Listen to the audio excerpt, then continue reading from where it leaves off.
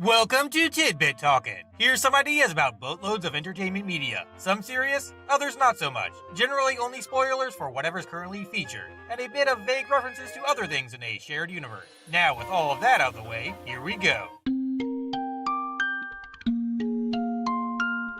Having a run-in with tons of likes and other, even more tongue-in-cheek type protective gear devouring foes is probably why this Link decided to put his name on every shield he picks up. All this talk about how kids can't do things is probably influenced by the nightmares to dissuade any generally green-clad heroic aspiration-having dudes from trying to defeat them. This game's great fairies are most likely the exact same ones usually seen in Zelda's normal reality. After all, the fact that they typically just fade in out of nowhere and how many myths about such beings have them inhabiting their own dimension really shows that universe hopping ain't really something beyond their power. These fantastic folks sneak into the super subconscious shaped settlement so they may continue to help that one dude who's done pretty well with general savior kind of hoopla. In some instances, these creatures possess physics warping powers so great that they can fashion capability multiplying garments. This time around, there's somewhat more quest-enhancing junk locked in chests and stuff behind late-game found tool demanding obstacles than usual because those pesky nightmares are worried if things are easily accessible that crafty Owl would rally up an army of stupid dream people in a mystic seafood rising attempt. These fish really don't want Link grabbing that bottle because they enjoy having a warning of oncoming hooks when other baiters bump their rod junk into it. Those dastardly dream-destroying demons believe that if this crane game gets made even trickier than most people can imagine, it'd help prevent their defeat by merely making it so nobody has time to attempt anything else. Goombas show up around these parts because the island manifesting lazy dude and helpful foreigner inhabiting the sleepy time mid-landscape are both quite experienced in dimensional travel shenanigans. Basically what happened is when that first mystical being targeted second guy over there while scanning for multiverse experience or drenched folks, his great mini-world scented magical energy clashed with the other dude and unintentionally pulled in junk from a random nearby cosmos housing place.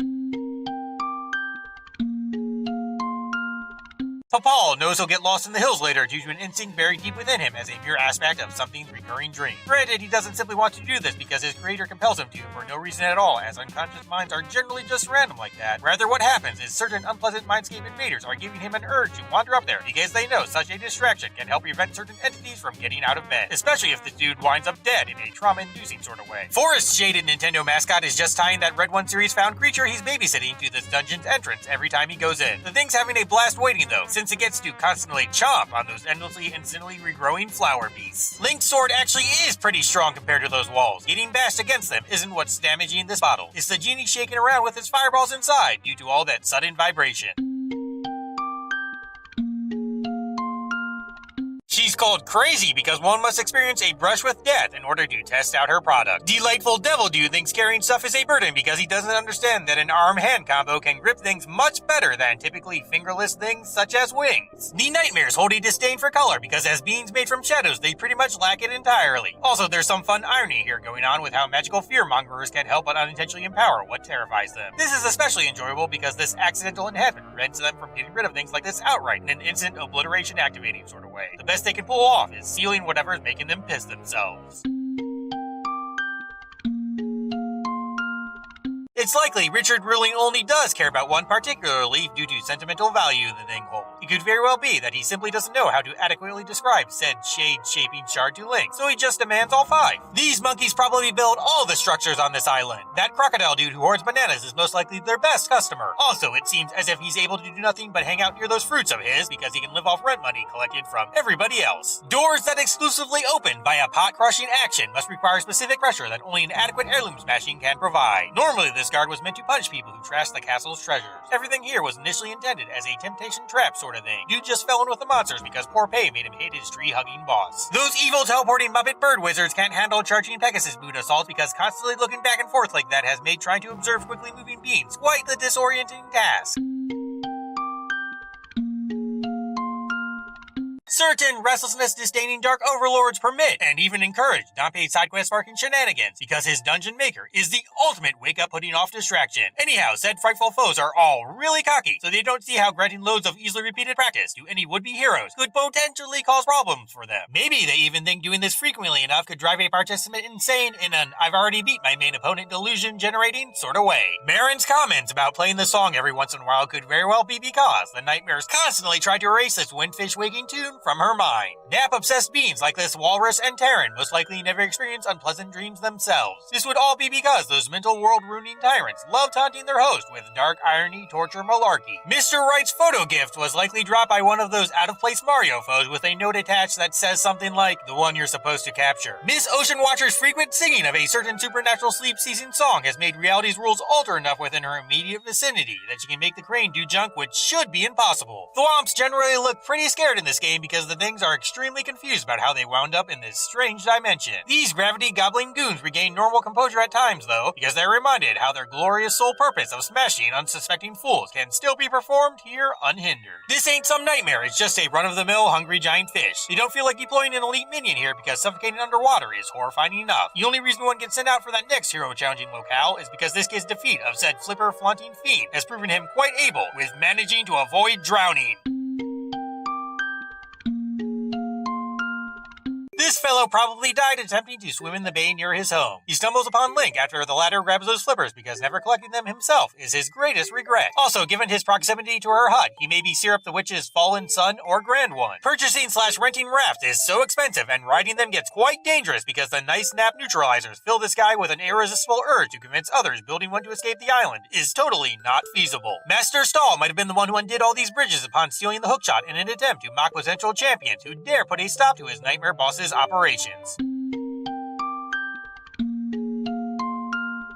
Dolce Von What's-His-Face must have hidden the magnifying lens beneath that mermaid statue so nobody would notice a slight blemish on his tail. In certain versions of the dream, this guy is willing to sell shovels back because he realizes said tools are not suited for his giant hands. Mamu is an amnesic ward who was mostly stripped of his powers when the safe snore set stoppers realized they accidentally pulled in somebody who can easily overthrow them. The only dream manipulation he can muster now is creating that wacky sign maze, and also revive some things from the dead with help from mystical instruments. It also seems as if the stuff he can bring back must at least sort of resemble some of the minions he commands in Subcon. Seashell Manor Phantom would have gotten rid of Link's pre-existing name engraving when transforming his sword because he couldn't recognize it as anything other than a weapon efficiency reducing defect since concepts such as property indicating labels are bizarre to body and voiceless spirits. Giant Sprites asking Sir Sloth Saving Slasher to activate eye-shining action most likely has something to do with that bright light they shine in his face while healing him. Also, if there's dust involved like most iterations of these creatures, there'd be at least a small chance of some temporary blindness going on. There's some secret medicine here because it's where Tracy originally concocted the magic cosmetic while journeying. The place's name gave her the inspiration for its form. This jar opens chest madness had to occur because, conveniently, some shards from construction got all latch lodged in such a way that only blatant stupidity can fix everything.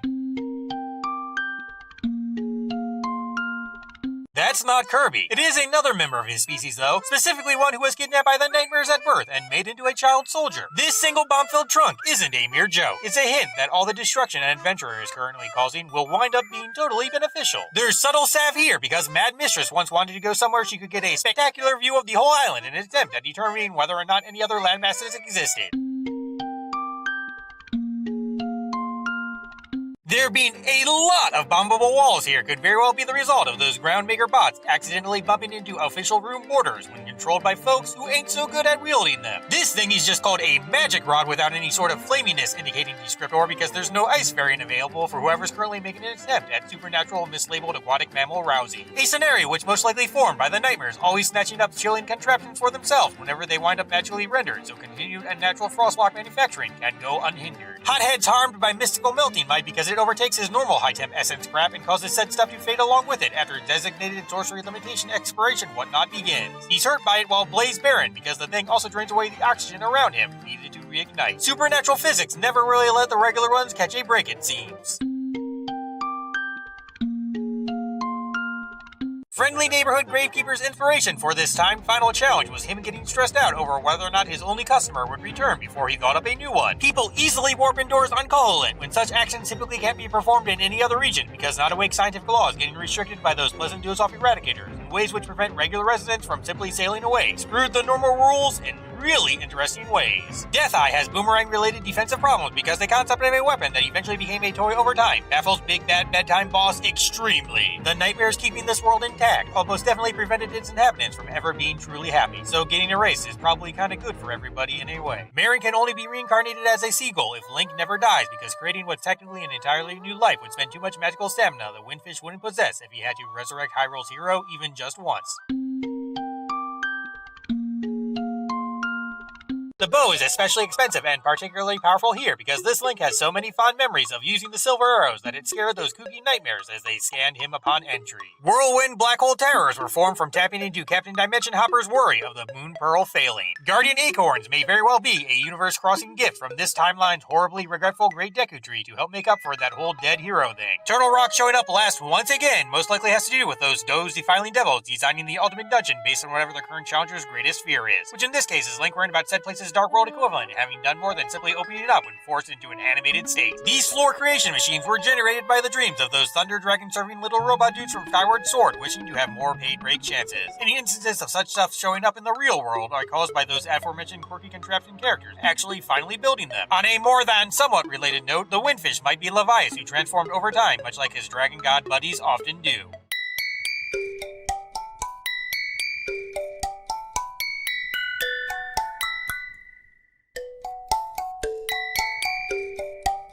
Endings are a pain, but all of you are fantastic. See ya.